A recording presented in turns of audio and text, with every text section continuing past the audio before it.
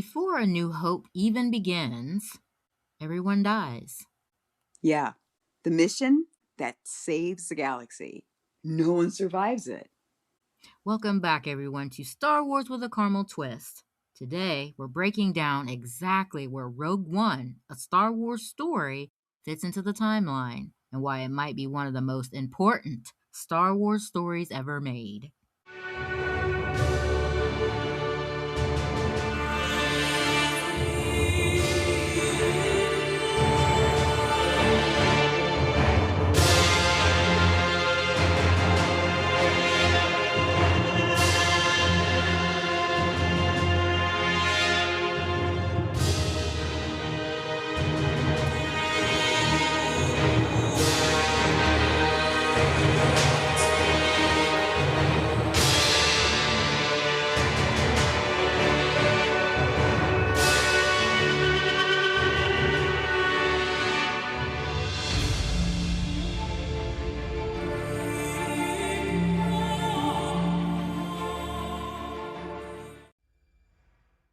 I'm Kennedy Rizzo. And I'm Cooper Lee, and this isn't just a random revisit. But of course, before all of that, make sure to subscribe, like, comment, and share with the Star Wars fan in your life. And for all the updates on what's happening in the Retro Orchard, check out RetroTrekwithTheCaramelApples.com. All right, so happy anniversary is in order because, as you know, dear listeners, at any given time in the Star Wars galaxy, there's some celebration happening. Yeah, and Rogue One is officially turning 10 years old. Oh my gosh, which is kind of crazy because it still feels newer than a lot of the other Star Wars content. Oh, what is it you always say? Hashtag facts. Jeez. I do. And it feels like people appreciate it way more now than when it first came out. Okay, and Lucasfilm is clearly leaning into that because they're celebrating in a very large way, a big way.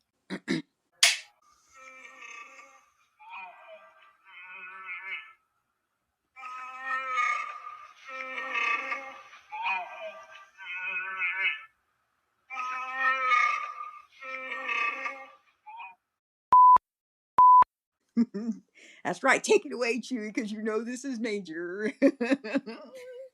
And we are so excited about it too. Marvel Comics is releasing a full set of prequel one-shots focused on the key characters of Rogue One. And it starts May 6th with Cassian Andor. Yeah. Then Jyn Erso on June 3rd. Saw Gerrera on July 1st. And Chirrut and Baze in August. And awesomeness right here is Darth Vader in September.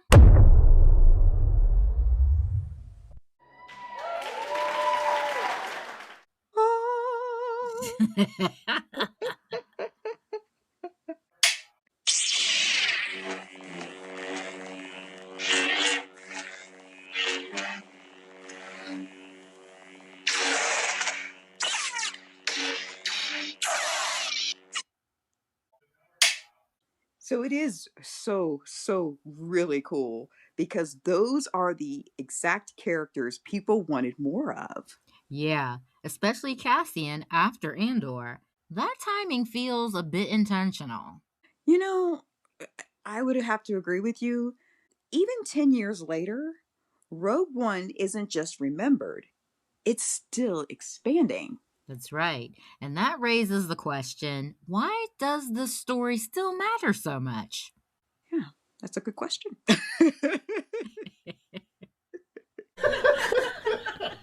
So let's start with the timeline, because this is where Rogue One does something no other Star Wars film really does. Yeah, it doesn't just connect to another movie, it crashes directly into it.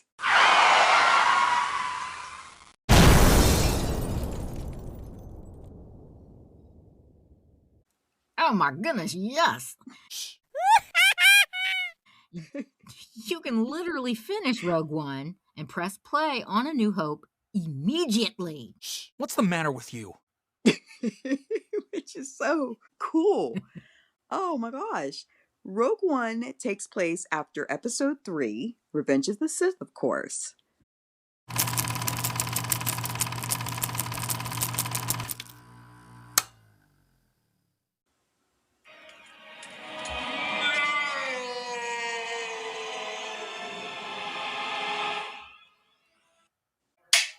And ends literally minutes before Episode 4, A New Hope. One of my favorites.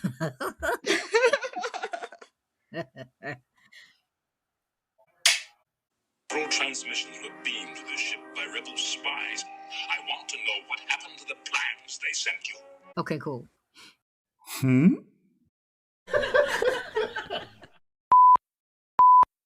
So, not around it, not near it, directly before it. That's right. Precision is key. That's it. Now, the final scene flows straight into Princess Leia being chased by Darth Vader. Which still might be one of the smoothest transition in movie history. So the order is Episode 3, Rogue One. Then we go to Episode 4. Yeah, so no breathing room, right? Like, Mm-mm. no time to exhale, just straight into chaos.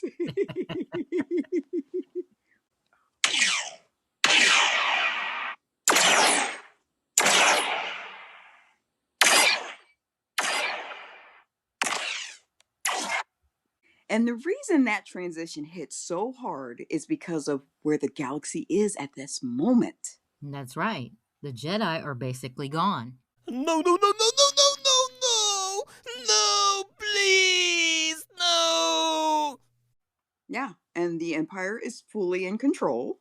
And the Rebel Alliance? Barely holding itself together. Like, they're not winning at all, right, Charlie Sheen? Just kidding. You are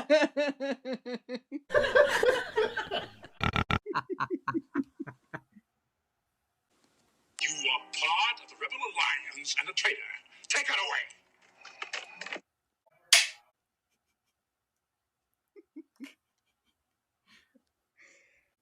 Yeah, this isn't the version of the rebellion.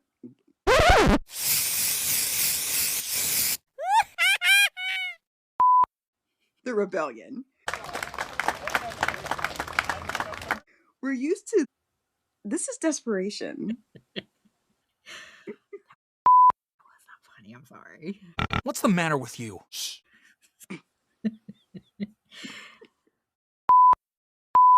It is, which honestly makes it feel more real. Yeah, and a lot darker than most Star Wars stories. Mm-hmm. Rogue One completely changes how we see the Death Star. One moment, please. Never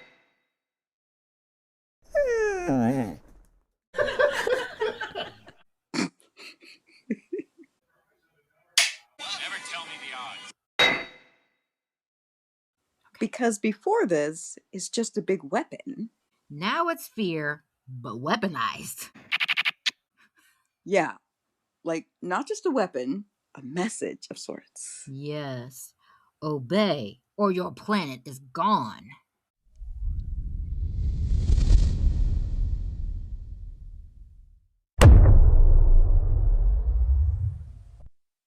Okay, so message received. For some people, it was a bit too late. Okay. He's nuts. He is.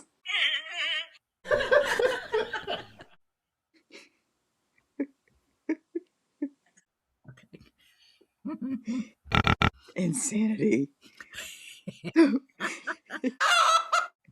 So yeah, Jeddah, Scarif, these entire worlds wiped out. That's right. And it's not even hesitating. That's it. And the scary part, it's casual. Suddenly, when you watch A New Hope. Yeah, you realize how serious that threat actually is. Mm. Talk about next level. Yeah. So, Rogue One answers one of the oldest Star Wars questions. How did the rebels get the Death Star plans? Okay, so the answer is simple. They didn't steal them. No, they died for them.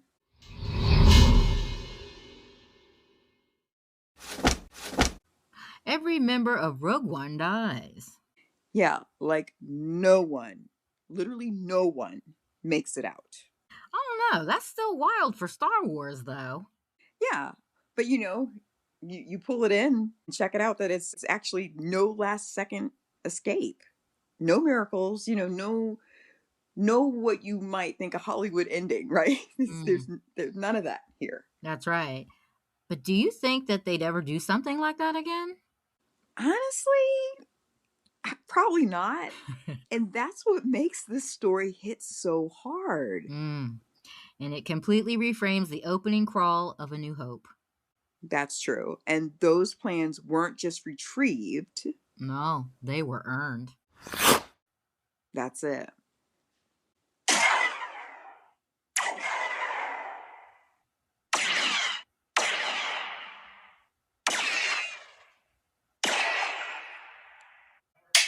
After Rogue One, A New Hope feels completely different. Yeah, Leia isn't just brave, she's carrying everything that just happened. Which makes her opening scene even more impressive. Impressive. Most impressive.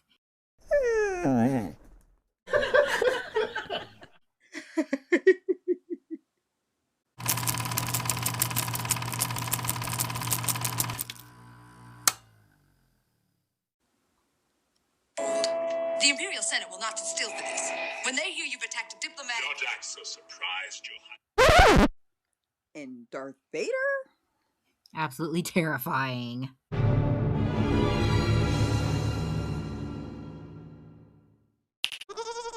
Yeah, let's just say that hallway scene. Yeah, that's Darth Vader at his absolute peak. Yeah, you look for moments like that, right? That really cement that character for you. Drives the movie. That's it. Like, that's the version of Vader the galaxy is terrified of. Hashtag facts. And it enhances episode 4 without changing it, which is really, really hard to pull off, right, Goop? Oh, gosh, yes. But we're so glad to say that they did. And what makes Rogue One stand out the most might be its characters. Jyn Erso isn't a Skywalker. Yeah, 1 moment, please.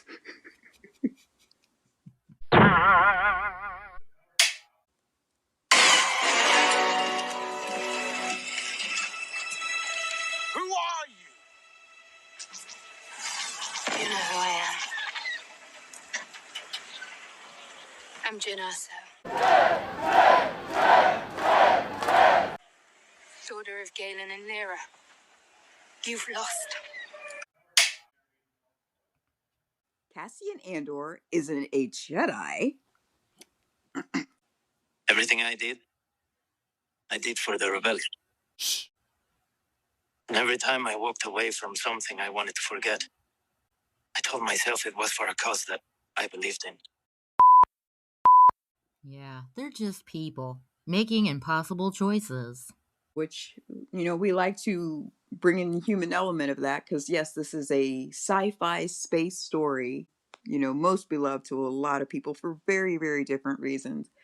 But there's connectors that people can really identify with sometimes. Yeah. That can really resonate with people. That's what we're looking for. That's it. That's what puts people in the seats, right? Yeah. I mean, they're looking for that connection that they're like, oh my gosh, yes, you guys are speaking for me. How do you know my story, right? So that's really cool. It is. Even 10 years later, those are the characters Lucasfilm is revisiting with those anniversary comics. Yeah, which says a lot. Oh, yeah. No force powers, no Star Wars prophecy here, and people still care. That's kind of the whole point of Rogue One. Yeah. Rogue One doesn't feel like traditional Star Wars. Mm-mm. It feels like a war movie. Less lightsabers, more consequences. Less mythology, more realism. Yeah. Do you think that's why some fans say it's the best Disney era movie?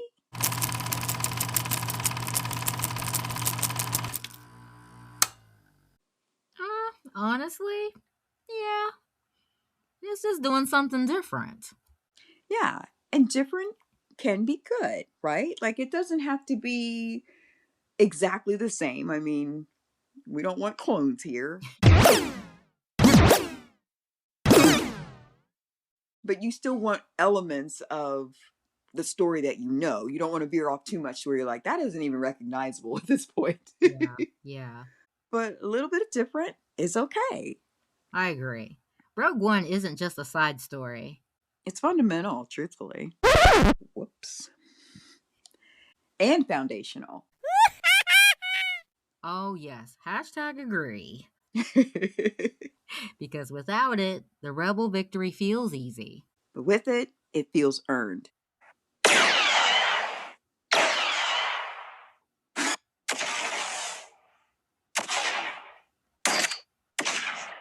It's not about chosen ones.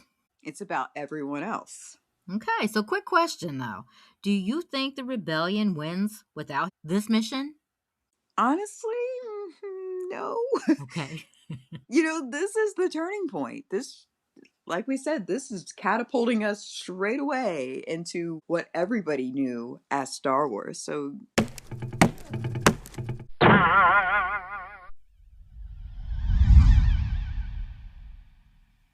yeah, it's needed. Never tell me the odds.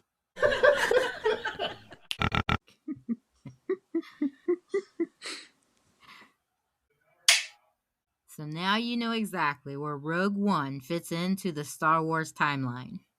And why 10 years later we're still talking about it. Mm-hmm. With the new stories coming, Cassian, Jin, Saul, Chirrut, Yeah. Baze, and Vader.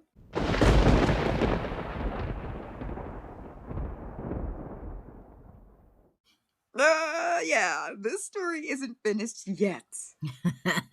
That's right. It's the bridge between despair. And hope. Right. Now we want to hear from you, Orchard Archivers. Where does Rogue One rank on your Star Wars list?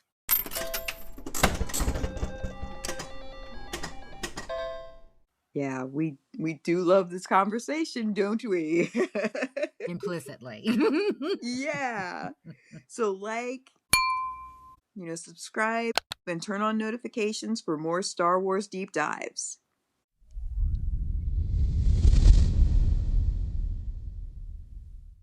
Rebellions are built on hope. And this is how hope survives.